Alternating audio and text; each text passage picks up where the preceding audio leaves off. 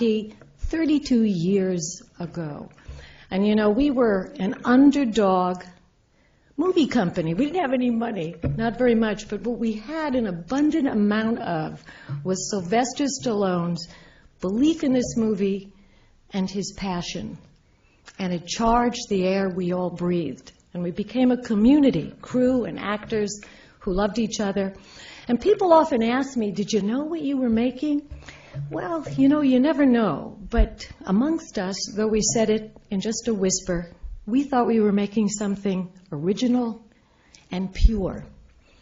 Now, Rocky is a great boxing movie, but I like to think it was also a love story.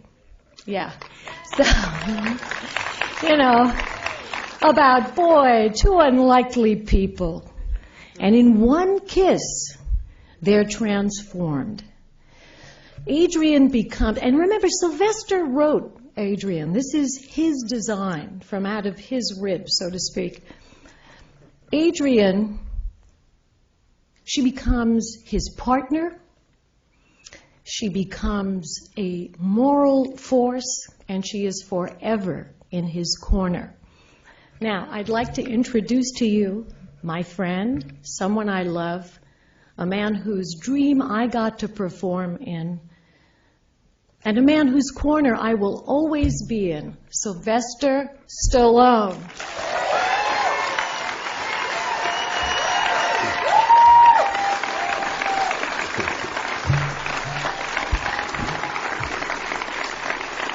The world's greatest cheerleader, Adrian. Thank you very much. Thank you. Just being involved in this, the magic of doing a film like this and how it happened is just a minor miracle. But then again, that's what really makes life interesting, because you never know what's going to happen around every turn. You just try to keep believing in something. This film was never supposed to happen, but when you're young and foolish, you don't really adhere to the rules. And I think as you get older, you should keep practicing that. You just keep living your dream, because you never know when it's going to happen. The idea of doing this film was just to try to put into perspective, like, whatever, everyone has a dream, everyone has a slight dilemma in their life, will they ever going to make it? And then you get to a point where I may not make it to a certain level, but I can set my own goals. I may not be the best in the world, but at least I can rise to a level that I can be confident and calm with and proud of myself. And so I think that's what the film was about. You may not be the best in the world, but you can be the best in your own life. And thanks.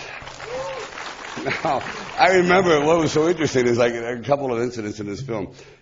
When we were doing the love scene with Talia, it was just very, very awkward, because we were in this really grungy place, and it was hot and cold, running cockroach. It was truly, truly bad. Wine was banging on the door, wanting their room back. I mean, it was low budget. And they were going to actually pull the plug. I mean, I thought it was a term, but people had their hands pulling the plug. And I said, no, we got to do this love scene. I said, no, can we just work our way around it? I said, no, it's really important. Adrian's, and I had been wondering how am I going to do this, because first of all, she has the flu, and I know I have to kiss her, but I have to work the next day, because this film was done in 28 days, so there's no chance for sickness. Sickness didn't count. But I'm looking at her, and she's all glassy-eyed and gorgeous there, but I know it's going to be murderous. Anyway, action. I start going over there, and I'm saying, okay, let me try to kiss her and support her without trying to fall, because I have to go along the wall. My leg is buckling, and I know that I have to kiss her. So, okay, fine. Action.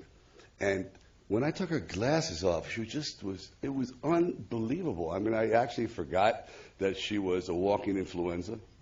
I didn't care about that would be in my deathbed the next day. I just felt that this was really something magical. And I've watched that scene a million times, and I don't think any actress in the world ever played that moment better in history of a true awakening of her femininity. It was unbelievable.